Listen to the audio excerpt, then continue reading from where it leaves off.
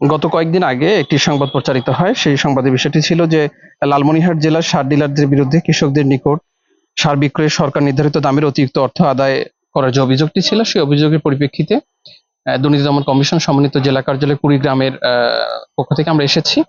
আমাদের উপপরিচালক স্যারের দিক নির্দেশনা এখানে আসা, এবং এসে প্রথমে আমরা শহরের ভেতর দিয়ে শহরেও দেখেছি যে মেসার্স নাসির ট্রেডার্স, ওখানেও উনি মোগলহাট ইউনিয়নের ডিলার, কিন্তু উনি মোগলহাটে ওখানে মজুদ না রেখে শহরের গুদামে মজুদ রেখেছেন। এটি দেখার পরে আমরা ভেলাবাড়ি বাজারে যাই। সেখানে আমরা তিনটি ডিলারের তিনটি গুদামে আমরা অভিযান পরিচালনা করি।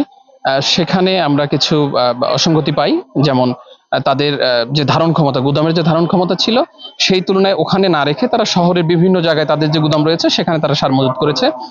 এবং এমনও দেখা গিয়েছে যে একজন ডিলার, তিনি মানে বরাদ্দের অতিরিক্ত সার প্রয়োজন হয়, উনি মহেন্দ্রনগর বাফার গোডাউন থেকে উনি দালালের মাধ্যমে ক্রয় করেছেন। এবং কৃষি সম্প্রসারণ ডিডি স্যারের সাথে কথা বলে যতটুকু মনে হয়েছে যে এরকম ঘটনা হওয়ার কথা নয়। তবে উনি কিভাবে ক্রয় করেছেন সেটি পরবর্তীতে আমরা কাগজপত্রের মাধ্যমে জানতে পারবো। পাশাপাশি একজন আমরা পরবর্তীতে এই আপনারা যে গুদামটা দেখছেন এখানে আসলাম। এখানে আমরা মজুদ দেখতেছি 4টি ডিলারশিপের মজুদ। এখানেও একই ধরনের কথা, যে সেটি হচ্ছে যে সংশ্লিষ্ট যে গুদাম, কৃষি সম্প্রসারণ অধিদপ্তরের যিনি কর্মকর্তারা আছেন, ওনাদের ভাষ্য মতে সংশ্লিষ্ট যে গুদাম সেখানেই থাকার কথা, বাট সেটি না করে তারা হয়তো এখানে রেখেছেন। এবং আমরা যখন প্রথমে এখানে হাজির হয়ে দেখতে পারি যে এখানে একটি সারের গাড়ি যাচ্ছিল। তো এটি নিয়মিত তাদের কার্যক্রম হতে পারে, অথবা আমাদের এনফোর্সমেন্টের খবর পাওয়ার পরেও এটি হতে পারে।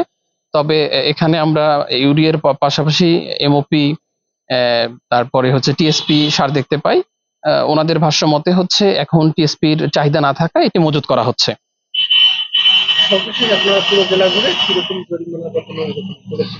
না, জরিমানা আমরা করিনি, এবং এটা করার আমাদের কাজও না। এটা আমাদের এখতিয়ার বহির্ভূত।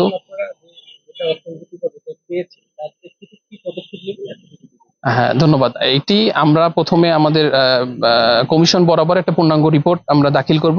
সেই রিপোর্টে আমরা সুপারিশ করব। সেই সুপারিশের ভিত্তিতে কমিশন পরবর্তী পদক্ষেপ নেবেন, সিদ্ধান্ত নেবেন। আমি মোহাম্মদ আতিকুর রহমান, উপসহকারী পরিচালক, এবং আমরা 3 জনই উপসহকারী পরিচালক।